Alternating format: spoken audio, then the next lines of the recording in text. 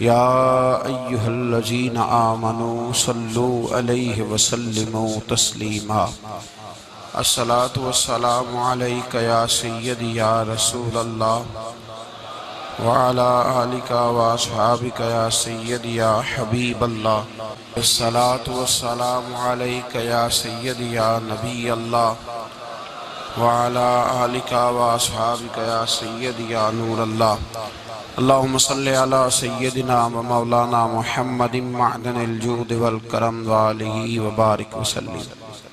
حمد و صلاة کے بعد عالم اسلام کی تاریخ کا بہت بڑا دن 17 رمضان مبارک، جس دن اسلام کا سب سے پہلا معرکہ کفر کے ساتھ پیش آیا اور اس کو معرکہ بدر اور غزوہ بدر کہا جاتا ہے۔ اس کو قرآن مجید نے یوم الفرقان بھی کہا ہے، فرق کرنے کا دن۔ یہ وہ پہلا معرکہ ہے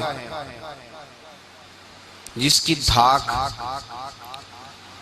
کفر کے سینے پہ ایسی بیٹھی ہے کہ آج تک عالم کفر بدر کی للکار سے کانپتا ہے۔ ڈاکٹر اقبال نے امت مسلمہ کو ایک مشورہ دیا ہے۔ اس نے کہا ہے کہ شرط یہ ہے کہ فضائے بدر پیدا کر، فضا پیدا کر بدر جیسی، فضائے بدر پیدا کر، فرشتے تیری نصرت کو اتر سکتے ہیں گردوں سے کتار اندر کتار اب بھی۔ اور اسی مضمون کو دوسرے رنگ میں اقبال کہنے لگے، تو آج بھی ہو اگر ابراہیم کا ایمان پیدا، آگ کر سکتی ہے انداز گلستاں پیدا۔ عالم اسلام کو یوم الفرقان غزوہ بدر کی للکار یاد رکھنی چاہیے۔ ملت کے جوانوں کو بدر کا سبق اور بدر کا نصاب کبھی نہیں بھولنا چاہیے۔ ہمیں آج جو درس دیا جاتا ہے وہ درس فلسفہ ہے۔ جو پیغام کفر کے مقابلے میں ہمیں بتلایا جاتا ہے وہ پیغام ہے مصلحت کوشی کا، وقت گزاری کا۔ ابھی دیکھو غزوہ بدر کا پس منظر مسلمانوں کو یہ سبق دیتا ہے کہ جب فضا پیدا ہو جائے تو اللہ مدد کر دیا کرتا ہے۔ جب فضا پیدا ہو جائے تو پھر اللہ مدد فرماتا ہے۔ جب فضا پیدا ہو، جب مدد کی فضائی پیدا نہ ہو، قرآن مجید فرقان حمید سورہ آل عمران میں سے جو آیہ کریمہ میں نے تلاوت کی تو اس میں اللہ تعالیٰ نے بدر کا ذکر فرمایا ہے۔ فرمایا وَلَقَدْ نَصَرَكُمُ اللَّهُ بِبَدْرٍ وَأَنْتُمْ أَذِلَّةٌ، فرمایا تحقیق ہم نے بدر میں تمہاری مدد کی حالانکہ تم تو کمزور تھے۔ ہم نے بدر میں تمہاری مدد کی، تم تو کمزور تھے۔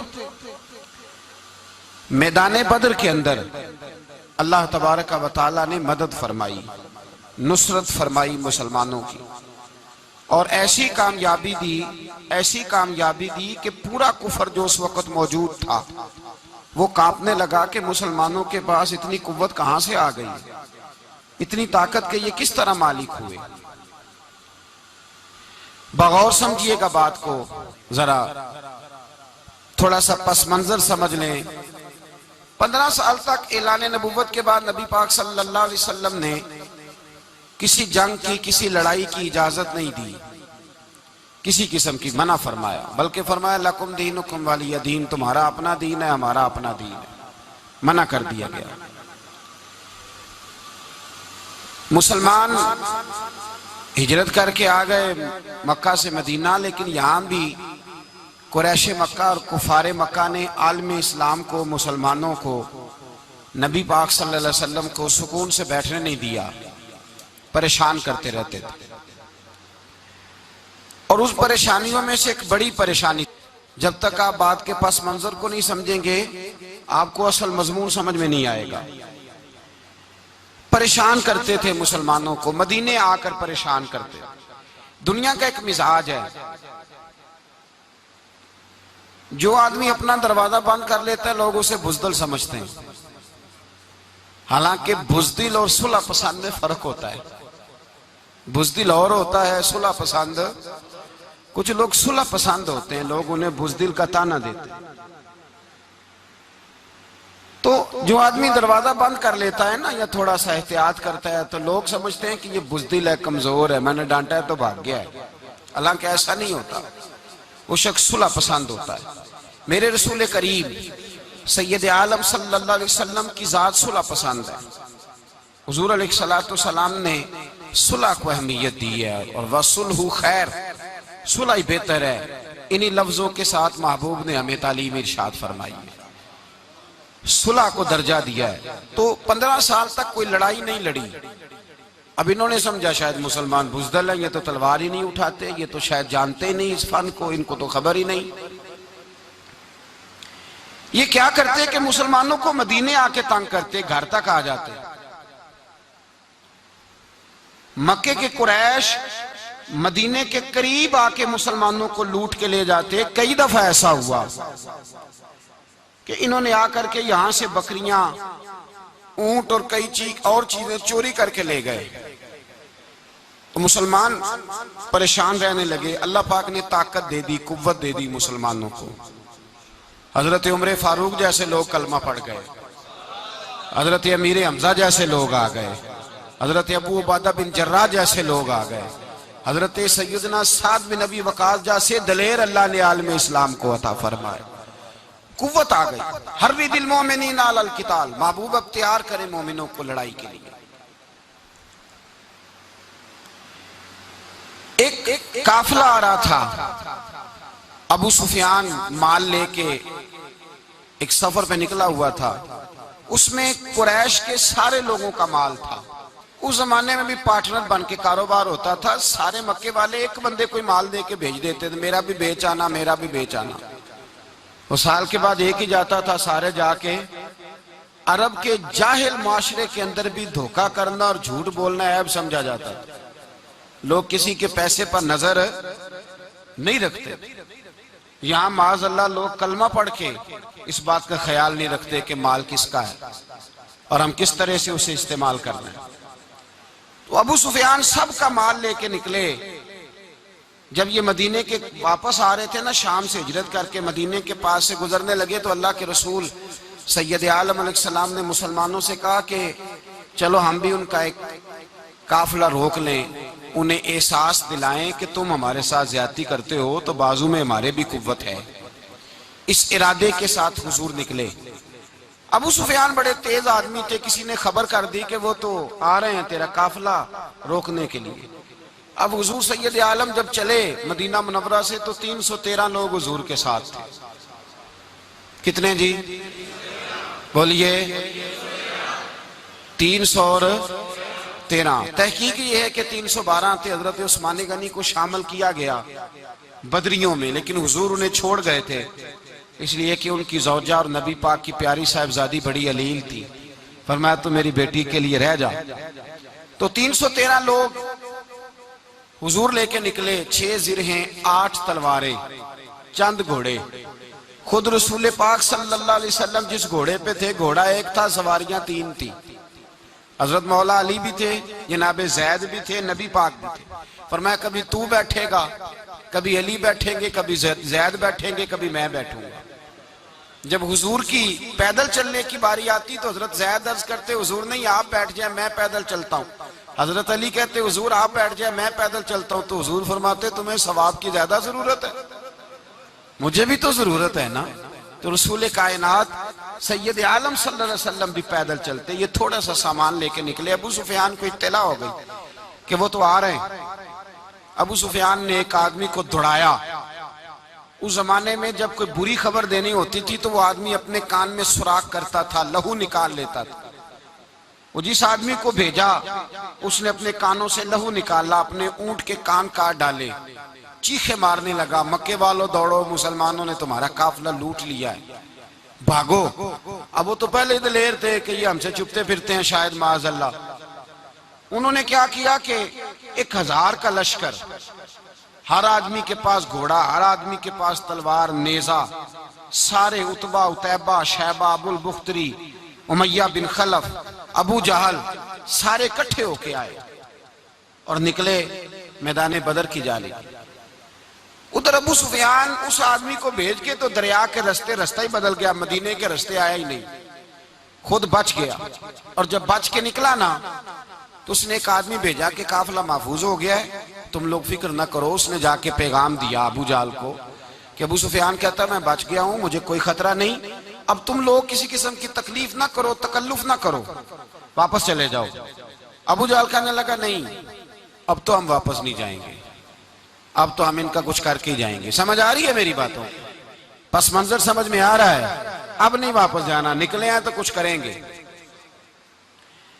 اب جب میدان کے اندر آنے کے لیے تیاری ہو رہی ہے، ادھر سے پتہ چل گیا، نبی پاک صلی اللہ علیہ وسلم کو اطلاع ہوئی کہ ابو سفیان تو اپنا لشکر بچا کے، قافلہ بچا کے لے گئے ہیں، لیکن قریش بضد ہیں آنے کے لیے۔ نبی پاک صلی اللہ علیہ وسلم نے ایک جگہ پہ تمام مسلمانوں کو جمع کیا۔ یہ بات قابل غور ہے۔ حضور نے فرمایا بھی 1000 کا لشکر اسلحے سے لیس ہو کے آ رہا ہے، تم 313 ہو، تمہارا ارادہ کیا ہے؟ نہ تمہارے پاس زرہیں ہیں، نہ تلواریں ہیں، نہ تمہارے پاس نیزہ ہے، نہ تیر ہے، کیا کرنا ہے؟ صحابہ کرام علیہم رضوان فرماتے ہیں جب نبی پاک صلی اللہ تعالیٰ علیہ وسلم نے مشورہ لیا نا تو سب سے پہلے جو شخصیت اٹھی وہ حضرت ابوبکر صدیق کی ذات تھی۔ جناب صدیق اکبر اٹھے، عرض کرنے لگے محبوبہ بات ہی کوئی نہیں، آپ حکم کریں، ہم تو بڑی دیر سے تیار بیٹھے۔ حضرت عمر کہنے لگے حضور میں تو تھک گیا ہوں انتظار کر کر کے۔ اور شیر خدا مولا کائنات علی المرتضیٰ رضی اللہ تعالیٰ عنہ کہنے لگے محبوبہ زنگ لگ گیا میری تلوار کو، زنگ لگ گیا، کوئی موقع ملے دیواریں ہلتی رہتی ہیں اور در کانپ جاتا ہے، علی کا نام سن کے اب بھی خیبر کانپ جاتا ہے۔ فرمایا حضور زنگ لگ گیا، مہربانی کریں، جلدی کریں، ہم تو تیار بیٹھے۔ حضور نے پھر توجہ کی، نبی پاک صلی اللہ تعالیٰ علیہ وسلم نے پھر توجہ کی، تو یہ تو سارے وہ بول رہے ہیں جو میرے ساتھ مکے سے آئے ہوئے ہیں، مدینے والے بھی تو بولے نا۔ تو مدینے والوں میں سے حضرت مقداد اٹھے، حضرت مقداد رضی اللہ تعالیٰ عنہ، اور اٹھ کے عرض کرنے لگے یا رسول اللہ آپ کا اشارہ ہماری جانب ہے؟ حضور نے فرمایا ہاں تمہاری جانب ہے۔ تو کیا خوبصورت جواب ہے، اور کیا انداز تکلم ہے، اور کیا گفتگو بے حسن ہے، اور کیا پس منظر ہے، اور کیا دلیل ہے، اور کیا تاریخ کا مطالعہ ہے۔ حضرت مقداد کہنے لگے یا رسول اللہ ہم کوئی حضرت موسیٰ علیہ السلام کی قوم نہیں کہ آپ سے کہیں گے آپ لڑے یا آپ کا خدا لڑے۔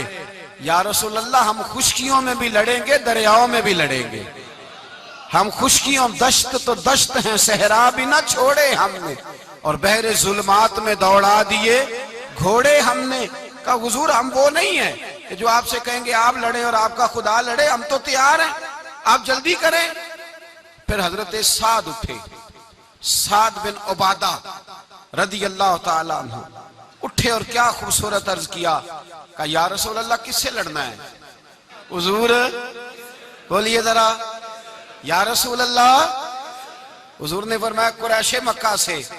تو صحابی کا وجد دیکھیے گا، انداز دیکھیے گا، کہنے لگے حضور سنا ہے جن نظر نہیں آتے، دیو نظر نہیں آتے، سنا ہے دکھائی نہیں دیتے، محبوبہ آپ حکم کرے میں تو جنوں سے بھی لڑنے کے لیے تیار ہوں، میں تو ان دیکھی جگہوں پہ تلواریں چلا جاؤں گا، نبی کا حکم ہو تو کود جائیں ہم سمندر میں، جہاں کو محو کر دے نعرہ اللہ اکبر میں۔ یا رسول اللہ حکم کریں کس سے لڑنا ہے؟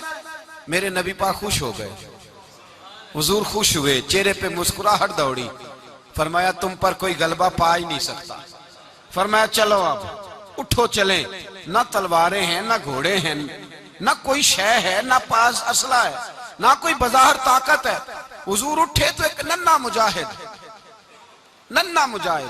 حضرت سعد بن ابی وقاص کے چھوٹے بھائی عمیر بن ابی وقاص، قد چھوٹا، حضور نے فرمایا سعد چلے عمیر رہ جائے، سعد چلے اور عمیر یہ چھوٹے ہیں۔ حضرت سعد کہتے ہیں میری عمر ابھی اس وقت تھوڑی تھی، میں 16-17 سال کا جوان تھا، تو بھائی اس سے بھی چھوٹے تھے، فرمایا تو رہ جا۔ اللہ اکبر۔ تو کہتے ہیں دیکھو عمر دیکھو، اور منانے کا انداز کیا ہے، جا رہے ہیں جہاد کے لیے، تو بچہ رو نہیں پڑتا گھر میں۔ حضرت عمر رونے لگے، کہنے لگے نہیں نہیں میں نے بھی جانا ہے۔ رونا کہاں جانا ہے بھائی؟ کوئی کھیلنے جا رہے ہیں، کوئی کھیلنے جا رہے ہیں، سیر کو جا رہے ہیں، کوئی جو ہے وہ کسی تفریح کے لیے نکل رہے ہیں، نہیں میں نے بھی جانا ہے۔ حضور نے فرمایا بیٹے تلواروں کی چھاؤں میں جا رہے ہیں، وہاں گرجدار آوازیں ہوں گی، وہاں سینے کٹیں گے، گردنوں پہ ضرب لگے گی۔ تو حضرت عمر بن ابی وقاص نے نا اپنی ایڑیاں اٹھا لی، پنجوں کے بل کھڑے ہو گئے، کہنے لگے سونیا میں گردن کٹانے کو تیار ہوں۔ تو حضور نے فرمایا تیرا بڑا بھائی چلا جو ہے۔ حضرت عمر کہنے لگے حضور قد میں بڑا ہے، طاقت میں نہیں بڑا۔ قد میں بڑا ہے، طاقت میں، کہا یہ قد میں بڑا ہے، جسامت میں بڑا ہے، طاقت میں نہیں بڑا۔ حضور نے فرمایا کیسے پتا چلے گا؟ کہا حضور کشتی کرا لیں، کشتی کرا لیں۔ چشم فلک نے عجیب نظارے دیکھے، محبوبہ کشتی کرا لیں۔ حضور نے فرمایا کرو کشتی، کرا لیتے ہیں، کرو کشتی۔ کشتی شروع ہوئی تو سبحان اللہ کیسی عجیب اور منفرد کشتی ہے۔ حضرت سعد بن ابی وقاص رضی اللہ تعالیٰ عنہ کہتے ہیں میرا بھائی پہلوان کشتی سے پہلے گلے ملتے ہیں نا، تو کہتے ہیں گلے ملنے آئے تو حضرت عمر میرے کان میں کہنے لگے تیرا تو نمبر لگ ہی گیا ہے، اور محبوب جسے قبول کر لے پھر اسے درگزر، اسے رد نہیں کرتے، تیرا تو لگ گیا ہے، تو یار چل تھوڑی دیر کے لیے گر جا بھائی، جو ہوا چل تھوڑی دیر کے لیے گر جا، میں بھی سلیکٹ ہو جاؤں گا، تیرا کیا بگڑے گا۔ قربان جائیں، امام زرقانی کہتے ہیں نبی پاک کی آنکھوں میں آنسو آ گئے۔ حضور نے بات سنی تو رو پڑے، فرمایا ہم پر بھی کوئی غلبہ پا سکتا ہے؟ جس قوم کے 14 سال کے بچے لڑنے کو تیار ہوں انہیں کوئی گرا سکتا ہے؟ تو فضائے بدر پیدا کر، فرشتے تیری نصرت کو اتر سکتے ہیں گردوں سے، کتار اندر کتار۔ اب بھی تھوڑی دیر کے لیے بھائی آپس میں لڑے، گتھم گتھا ہوئے، پھر بڑا گر گیا، چھوٹا پشت سینے پہ سوار ہو گیا۔ میرے رسول پاک نے فرمایا چلو بھئی تمہارا دونوں کا جانا ہی مقبول ہو گیا ہے، چلو۔ یہ انداز تھا نہتے 313 بشر شوق شہادت میں۔ نہتے اس کو کہتے ہیں جس کے پاس اسلحہ نہ ہو۔ نہتے 313 بشر شوق شہادت میں نکل آئے تھے میدان میں محمد کی قیادت میں۔ نہ تیگ و تیر پہ تکیا، نہ خنجر پر نہ بھالے پر، بھروسہ ہے تو ایک سادی سی کالی کملی والے پر۔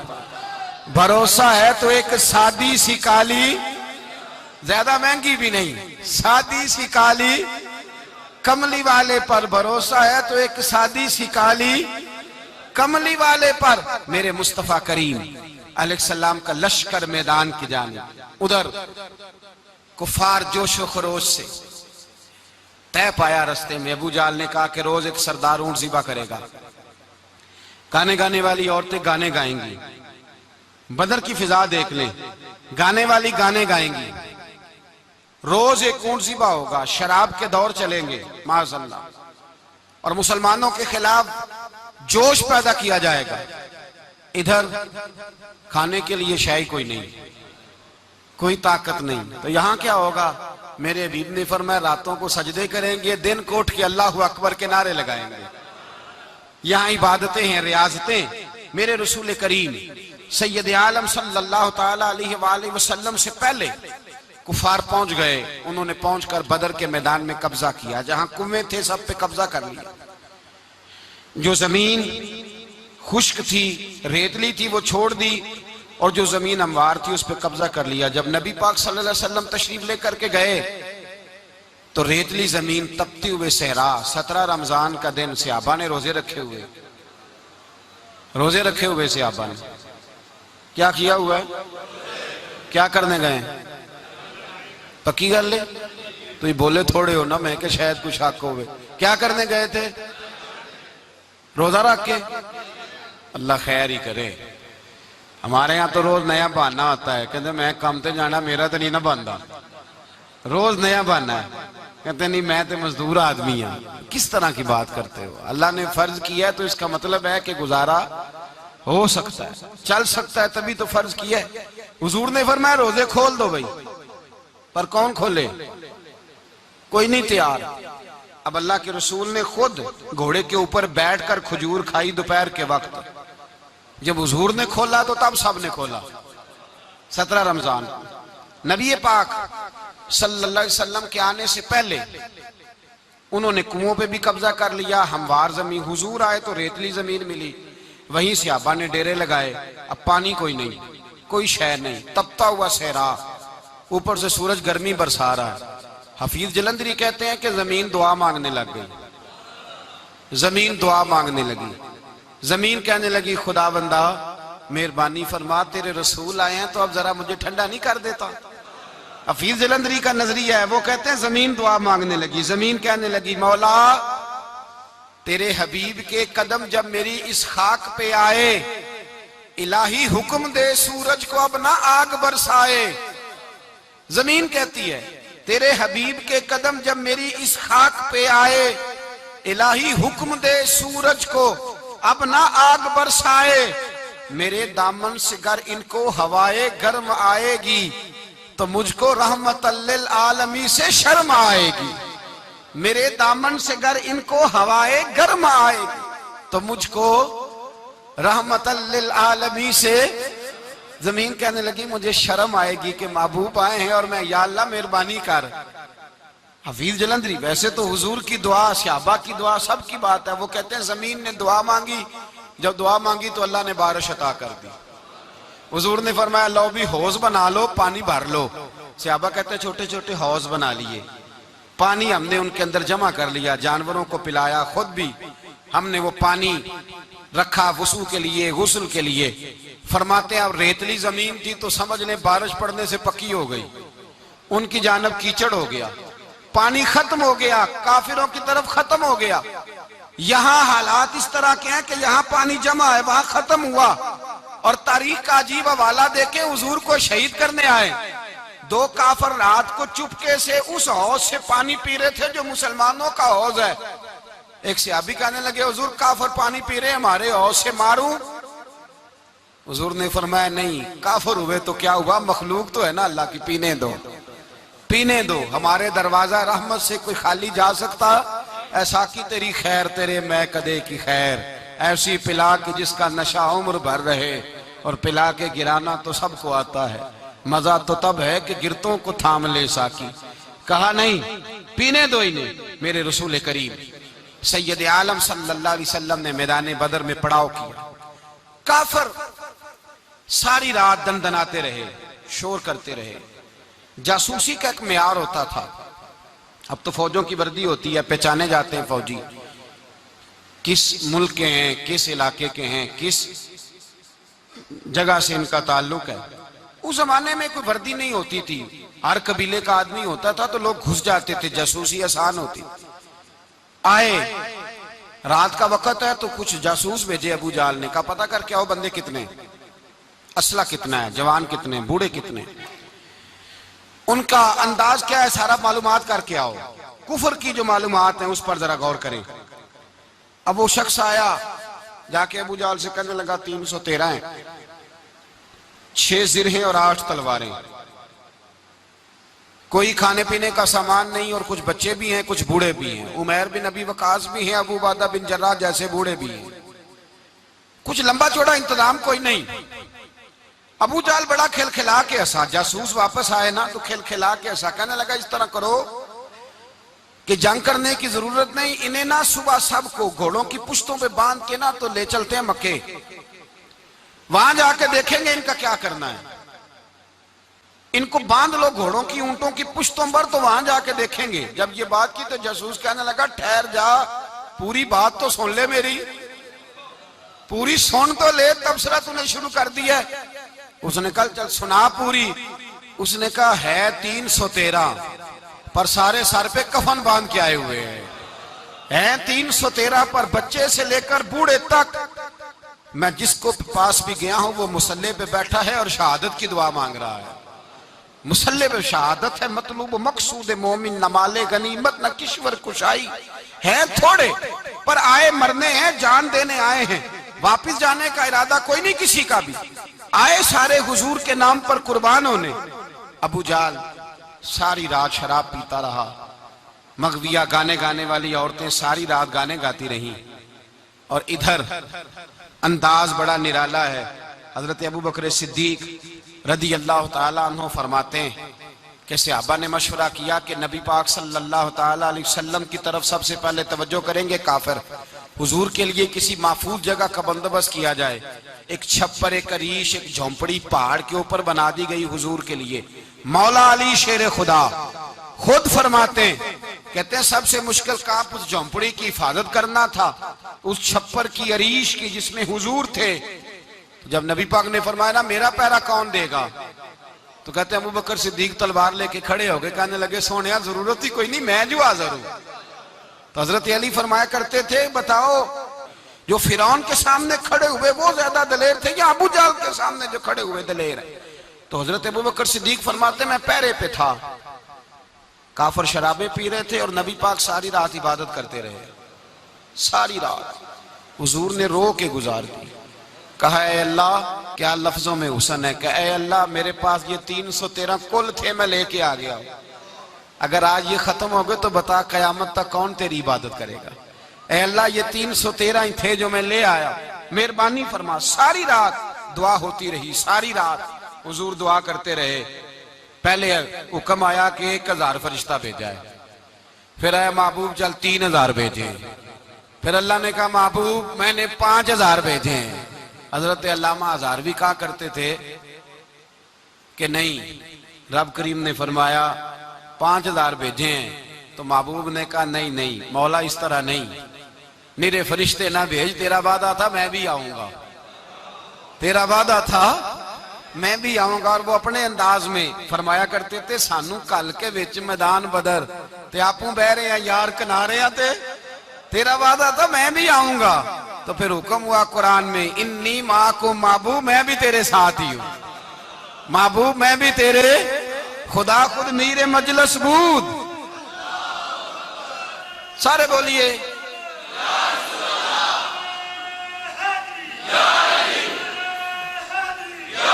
بھئی آج تو دن ہے نا نعرے لگانے کا، یوم البدر منا رہے ہیں، تو آج تو ٹھنڈا ٹھنڈا نعرہ نہ لگائیں، میں نے اپیل کی تھی کہ نعرہ تحقیق بھی لگایا کریں۔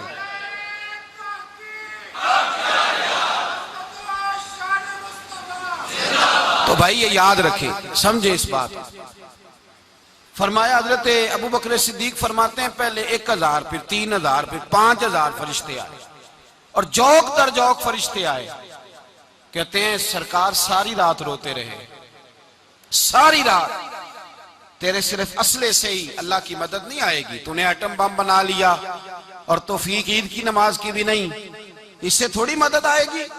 میرے مصطفیٰ کریم سید عالم صلی اللہ علیہ وسلم نے فرمایا امت کو درس دیا، اسلحہ بھی جمع کرنا، طاقت بھی اکٹھی کرنا، صفیں بھی بنانا، اپنے اندر اتحاد بھی پیدا کرنا، لیکن اگر تم نے کفر پر غلبہ حاصل کرنا ہے تو اس کے لیے خدائی مدد کی ضرورت ہوگی۔ اگر تم سے اللہ کی مدد روٹھ گئی تو جتنے مرضی اسلحے جمع کرتے پھرو، جتنی مرضی طاقتیں اکٹھی کرتے پھرو، جس قدر مرضی تم ایٹم بم بناتے پھرو، جب خدائی مدد ہی تمہارے ساتھ نہیں تو کیسے نظام چلے؟ تو حضرت ابو بکر صدیق فرماتے ہیں ساری رات، حتیٰ کہ میں بے چین ہو گیا، حضور سجدے میں تھے تو میں حضور کے اوپر لیٹ گیا، میں نے کہا محبوب بس کریں، اٹھ کے دیکھے تو صحیح میرے اللہ نے کتنی مدد نازل فرما دی ہے۔ صبح رسول پاک تشریف لائے، صحیح مسلم، ابو داؤد، کتابوں کے نام یاد رہیں گے۔ حضرت انس بن مالک حدیث کے راوی ہیں، کہتے ہیں حضور اٹھے اور ایک دن پہلے چھڑی لے کے میدان میں آئے، ایک دن پہلے اٹھے، دیکھو میرے محبوب کے علم کی شان۔ میرے اعلیٰ حضرت فرماتے ہیں اور کوئی غیب تم سے نہا ہو بھلا جب خدا ہی نہ چھپا رہا، اور کوئی غیب تم سے نہا ہو بھلا جب خدا ہی نہ چھپا رہا، تم پر کروڑوں درود۔ اور ہمارے ایک شیخ تھے علامہ تحسین رضا صاحب رحمۃ اللہ علیہ، ان کا بڑا خوبصورت شعر ہے، وہ فرمایا کرتے تھے علم غیب رسول کے منکر اس حقیقت کو بھول جاتے ہیں غیب مانا کہ راز ہے لیکن راز اپنوں سے کب چھپاتے ہیں؟ راز مانا، غیب مانا کہ راز ہے لیکن راز اپنوں سے کب چھپاتے ہیں؟ ایک دن پہلے حضور میدان میں آئے، صحیح مسلم کی حدیث ہے، اور محبوب پاک صلی اللہ علیہ وسلم کے دست مبارک میں چھڑی ہے۔ حضرت انس کہتے ہیں حضور میدان میں آئے اور حضور نے لکیر کھینچی، فرمایا کل یہاں ابو جال مرے گا۔ کب مرے گا؟ یہاں مرے گا۔ فرمایا یہاں عتبہ مرے گا، یہاں عتبہ مرے گا، یہاں ولید مرے گا۔ حضرت انس فرماتے ہیں میری لکیروں پہ نظر تھی، لوگ جنگ لڑتے رہے، میں لکیریں دیکھتا رہا۔ اللہ کی عزت کی قسم، جہاں حضور نے چھڑی رکھی تھی جو مرا وہیں آ کے مرا ہے، جو مرا ہے وہیں آ کے، جو دن کو کہہ دیا دن ہے تو دن نکل آیا، جو شب کو کہہ دیا شب ہے تو رات ہو کے رہی۔ خدا نے ان کی زبان کو وہ اختیار دیا، جو نکلی منہ سے ان کے وہ بات ہو کے رہی۔ فرمایا جہاں حضور نے چھڑی رکھی تھی جو مرا ہے وہیں آ کے مرا ہے میرے رسول کریم سید عالم صلی اللہ تعالیٰ علیہ وسلم نے اگلے دن صبح اٹھ کے صف بندی بنوائی۔ حضور نے اپنے ہاتھ کے اندر چھڑی لے لی، فرمایا چلو ابھی صفیں سیدھی کرو۔ کیا کرو؟ کرانی چاہیے نا صفیں سیدھی، ہمیں کر بھی لینی چاہیے نا۔ حضور نے فرمایا تم صفیں سیدھی کرو، اللہ تمہارے دل سیدھے کر دے گا۔ تو یہاں سیدھے کرانے والے ہوتے ہیں، کرنے والا۔ اور میرے نبی پاک صلی اللہ علیہ وسلم نے فرمایا جب تم نماز کے لیے صفیں سیدھی کرتے ہو تو رب تو تمہیں دیکھ کے مسکراتا ہے، جو اس کی شان کے لائق ہے۔ حضور صفیں سیدھی کرا رہے تھے۔ حضرت سواد انصاری ایک صحابی تھے، تو پیٹ ان کا بڑا تھا۔ حضور نے چھڑی رکھی، فرمایا پیچھے ہٹ تھوڑا سا، بڑا پیٹ تھا۔ چھڑی لگائی نہ تو کہنے لگے حضور کیوں ماری ہے چھڑی آپ نے مجھے؟ نبی پاک صلی اللہ علیہ وسلم نے فرمایا چل ناراض نہ ہو، بدلہ لے لے۔ کہنے لگے لائیں دے بدلہ۔ حضور نے چھڑی پکڑائی تو کہنے لگے کپڑا ہٹائیں۔ حضور نے کپڑا ہٹایا تو جسم اقدس چومنے لگے۔ کہنے لگے محبوبہ پتہ نہیں تھوڑی دیر کے بعد کیا بننا ہے۔ میں نے کہا جاتی جاتے بوسے ہی لے لوں حضور، بوسے ہی لے لوں جاتے جاتے مصطفیٰ کریم۔ اور یہ واقعات کئی صحابہ کے، حضرت عکاشہ بن محسن کا بھی ہے اور بھی کئی لوگوں کا۔ میرے رسول پاک علیہ السلام میدان بدر میں، بدر کی فضا عرض کر رہا ہوں، دو صحابی تھے، ایک کا نام حضرت حذیفہ بن یمان اور ایک کا نام حضرت حسیل۔ یہ دو صحابی ہیں رسول پاک صلی اللہ علیہ وسلم۔ یہ کہیں سے آ رہے تھے واپس، ابو جال کی ملاقات ہو گئی۔ جنگ میں جا رہے ہو؟ اپنے نبی کے لیے آئے ہو، مدد کرو گے؟ انہوں نے کہا نہیں ہم تو ویسے ہی آ رہے تھے۔ ابو جال نے کہا اگر ویسے ہی آ رہے تھے تو ٹھیک ہے جاؤ، وعدہ کرتے ہو لڑو گے تو نہیں؟ کہا نہیں لڑیں گے۔ یہ دونوں وعدہ کر کے آ گئے حضور کے پاس، کہا یا رسول اللہ ہم نے اس سے وعدہ کر لیا ہے لیکن ہمارا ارادہ تو لڑائی کرنے کا ہے، ہمیں تو یہاں کے پتہ چلا ضرورت بڑی ہے۔ تو نبی پاک صلی اللہ علیہ وسلم نے فرمایا تم نے وعدہ کر لیا اب تم نہیں لڑو گے۔ کہا یا رسول اللہ کافر سے وعدہ کیا ہے۔ میرے نبی پاک نے فرمایا کیا تو مومن نے ہے نا۔ کس نے کیا ہے؟ اللہ اکبر۔ کوئی وعدوں کی پاسداری نہیں کرتا۔ میدان بدر میں جہاں ایک ایک فرد کی ضرورت ہے، ایک ایک فرد کی، وہاں رسول پاک نے فرمایا مومن نے وعدہ کیا ہے لہٰذا ہم دو مجاہد کاٹتے ہیں۔ فرمایا تم بیٹھ جاؤ تم نہیں لڑو گے۔ اب دونوں لشکر آمنے سامنے ہوئے، آمنے سامنے۔ سب سے پہلے آنے والوں میں سے ادھر سے ولید آیا، عتبہ آیا، اس کا بھائی شیبہ آیا، یہ تین آئے۔ کہنے لگے حضور ہمارے مقابلے میں بھیجے۔ نبی پاک نے انصار میں سے بھیجا، کہنے لگے یہ نہیں ہمیں چاہیے، ہمارے مقابلے میں قریشی اور ہاشمی بھیجو۔ برادری کا بڑا شوق تھا نا قریشی۔ حضور نے فرمایا چلو تمہارا جلدی مرنے کا ارادہ ہے تو بھیج دیتے ہیں، ٹھیک ہے تمہارے پائے کے بھیج دیتے ہیں۔ حضور نے فرمایا چلو امیر حمزہ اٹھو۔ حضرت امیر حمزہ اسد اللہ و رسولہ اٹھ کے کھڑے ہو گئے۔ فرمایا چلو علی آپ بھی اٹھو۔ شیر خدا تو یوں اٹھے کہ جیسے پہلے سے ہی کھڑے تھے۔ حضور نے فرمایا چلو ابو عبادہ بھی اٹھے، تینوں صحابی اٹھے۔ حضرت عبادہ ذرا بوڑھے تھے، ان کے لیے تھوڑا مشکل ہوا دشمن کو سنبھالنا، باقی تو دونوں نے کاٹ کے رکھ دیے دشمن۔ اور حضرت علی رضی اللہ تعالیٰ عنہ نے دیکھا نا جناب عبادہ ذرا زخمی ہو گئے، دشمن ان کا بھاری ہو رہا تو دوڑے گئے، مارا حضرت عبادہ کا دشمن بھی مارا، اور جناب ابو عبادہ کو کندھوں پہ اٹھا کے در رسول پہ لے گئے۔ کہنے لگے سونیا یا رسول اللہ آپ کے دشمن میں مار آیا ہوں، غلام بچا کے لے آیا ہوں۔ یہ میں لے آیا ہوں آپ کی، یہ شان ہے حضرت علی شیر خدا کرم اللہ۔ اب جنگ کا نکارہ بجا، کہاں 1000؟ ایک مورخ کہنے لگا نہیں پورا 1000 نہیں تھا، 950 تھا۔ میں کہا چل تو 900 کر لے یار، اس میں کون سی حرج والی بات ہے؟ پھر بھی 900 اور 300 کا کیا مقابلہ؟ اور پھر اسلحے سے لیس 1000 کا لشکر۔ میرے رسول کائنات سرور عالم صلی اللہ علیہ وسلم جب جنگ چھڑی، امیہ بن خلف بڑا مارتا تھا حضرت بلال کو، جناب بلال کے قابو ہی آ گیا، حضرت بلال کے قابو آ گئے، کہنے لگا معافی مل جائے گی، معافی مل جائے گی، معافی مل جائے گی، دوڑنے لگا۔ حضرت عبد الرحمن بن عوف کہنے لگے بلال جب کوئی معافی مانگے تو دے دینی چاہیے، فرمایا سب کو دینی ہے، اس ظالم کو نہیں دینی۔ پکڑ کے مارا جناب سیدنا بلال حبشی رضی اللہ تعالیٰ، پکڑ کے مارا، فرمایا مجھے بڑی سزائیں دیتا تھا۔ اس امت کا فرعون ابو جہل نے ساری زندگی ستایا ہے، 2 چھوٹے چھوٹے بچے معوذ اور معاذ، اور ان کی عمریں 17 سال سے کم بتائی جاتی ہیں، اور حسین لفظ ہیں۔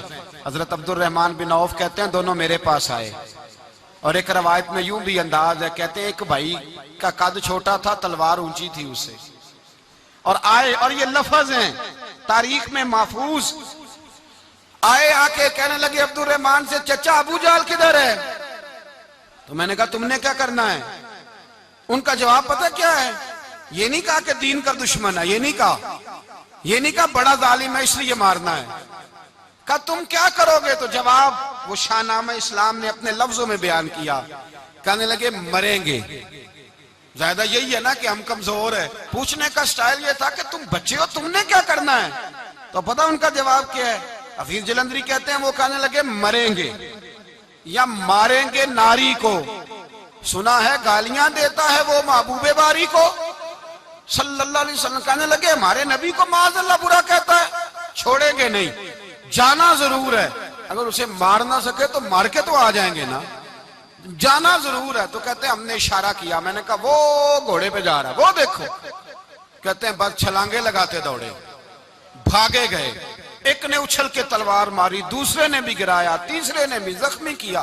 ابو جہل نے تلوار ماری تو ایک بھائی کا بازو کٹ گیا، بازو کٹ گیا تو ہلکا سا گوشت لٹک رہا تھا، اس نے پیر رکھ کے گوشت بھی جدا کر دیا اور کاٹا ابو جہل کو۔ جب نیچے گرا تو اب عبداللہ ابن مسعود آئے، دیکھا کچھ جان باقی ہے، رسی جل گئی، بال نہیں گئے۔ حضرت عبداللہ ابن مسعود جب گلا کاٹنے لگے تو کہنے لگا ذرا نا گردن نیچے سے رکھ کے کاٹنا، گردن ذرا نیچے رکھ کے کاٹنا۔ فرمایا کیوں؟ کہنے لگا ذرا سردار ہوں، گردنوں میں پڑی گردن میری اونچی نظر آنی چاہیے، رسی جل گئی پر بال، کہنے لگا ایسا نہ ہو غلاموں میں پڑی ہو تو چودھری کی گردن لہدہ ہی نہ نظر آئے، ذرا نیچے سے رکھ کے کاٹنا۔ حضرت عبداللہ ابن مسعود رضی اللہ تعالیٰ انہوں نے گردن کو کاٹ ڈالا۔ میرے بھائی اب جنگ ختم ہونے لگی، آہستہ آہستہ دونوں بچے اپنی تلواریں لے کے در رسول پہ آئے، ایک کہنے لگا میں نے مارا ہے، دوسرا کہنے لگا حضور میں نے مارا ہے۔ حضور نے فرمایا تلواریں دکھاؤ، خون کس کو لگا ہے؟ جب خون دیکھا تو دونوں کو ایک جتنا لگا تھا۔ میرے حبیب مسکرائے، فرمایا تم دونوں نے مارا ہے، تم دونوں نے مارا ہے۔ میرے رسول پاک سید عالم صلی اللہ تعالیٰ علیہ وسلم نے دیکھا امیہ بھی مر گیا، ابو البختری، عتبہ، عتیبہ، شیبہ، امیہ بن خلف، بڑے بڑے دشمن مر گئے، 70 کے قریب قتل ہوئے، 70 کے قریب گرفتار ہوئے، باقی بھاگ گئے، 14 صحابہ صرف شہید ہوئے۔ ان کے جو مر گئے نبی پاک نے کنویں کے اندر پھینک دیے، اور کنویں کے سرانے کھڑے ہو کے ذمہ داری سے، سیاستہ کی روایت عرض کر رہا ہوں ذمہ داری سے، حضور نے بدر کے کنویں پہ کھڑے ہو کے فرمایا او کافرو، او فلاں بن فلاں، او فلانے کے بیٹے فلانے، تم نے دیکھ لیا میرے رب کے وعدے کتنے سچے ہیں؟ حضرت عمر کہنے لگے حضور مردوں سے آپ باتیں کر رہے ہیں؟ تو نبی پاک نے فرمایا عمر جتنا تم سن رہے ہو اتنا یہ بھی سن رہے ہیں، اگر کافر سن سکتے ہیں تو داتا علی اجمیری نہیں سن سکتے؟ اگر کافر سن سکتے ہیں تو معین الدین اجمیری نہیں سن سکتے؟ کہاں بیٹھ کے تو عقیدہ پڑھتا رہا ہے؟ اگر مشرکوں بے ایمانوں کا آواز آتی ہے تو کیا حضرت ابو ہریرہ اپنی قبر میں نہیں سنتے؟ غوث اعظم جیلانی نہیں سنتے؟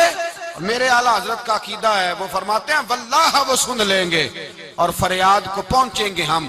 اتنا تو ہو کوئی فریاد کرے دل سے، اتنا تو ہو کوئی فریاد کرے دل سے، اور اگر کافر اور بے ایمان کنویں میں گرا سن سکتا ہے تو کیا آمنہ کا لال اپنے مزار میں نہیں سن سکتے؟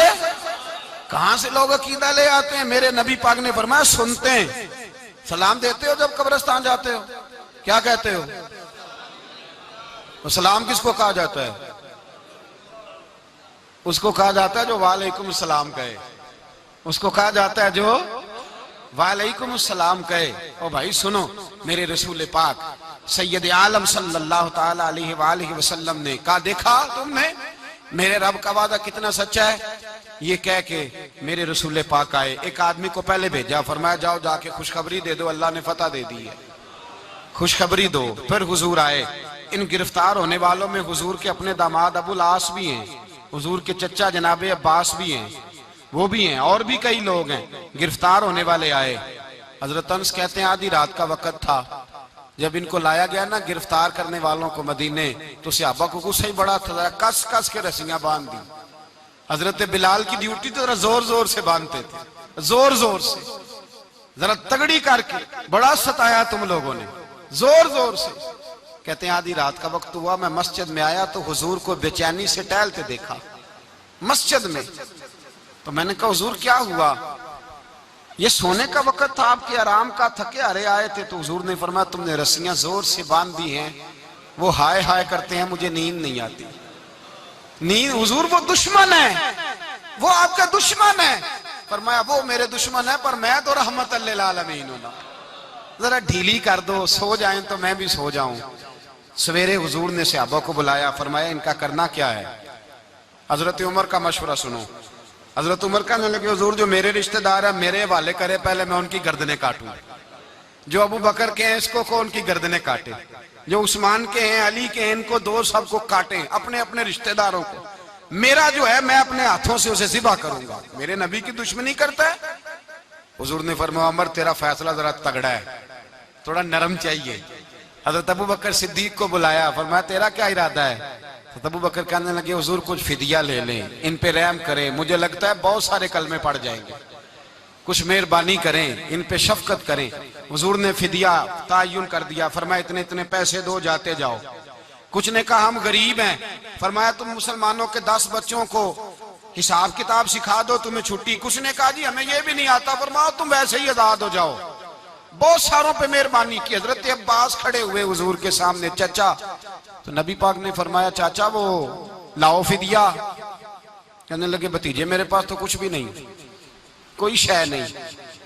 تو حضور نے فرمایا چاچا وہ جس دن تم آ رہے تھے کمرہ کا دروازہ اندر سے بند کر کے اتنی بڑی سونے کی اینٹ میری چاچی کو دی تھی، کہا اگر میں بچ کے آ گیا تو ٹھیک ہے، نہ آیا تو تمہارے لیے کافی ہوگی، وہ کدھر ہے؟ خیال آیا، حضرت عباس کانپنے لگے۔ یہ سن کر حضرت عباس پر راشا ہوا طاری کہ پیغمبر تو رکھتا ہے دلوں کی بھی خبرداری۔ خیال آیا مسلمان نیک و بد پہچان جاتے ہیں اور محمد آدمی کے دل کی باتیں جان جاتے ہیں۔ کہنے لگے وہ کدھر ہے؟ تو جناب عباس کہنے لگے محبوبہ وہ تو فدیہ تو میں دوں گا ہی اب، لیکن میں مان گیا ہوں آپ اللہ کے سچے رسول ہیں، اس لیے کہ میرے اور میری بیوی کے علاوہ کسی کو اس بات کی خبر نہ تھی۔ اسی جنگ میں حضرت ختیجہ کا وہ ہار آیا جس کا تذکرہ میں پچھلے دنوں کر چکا۔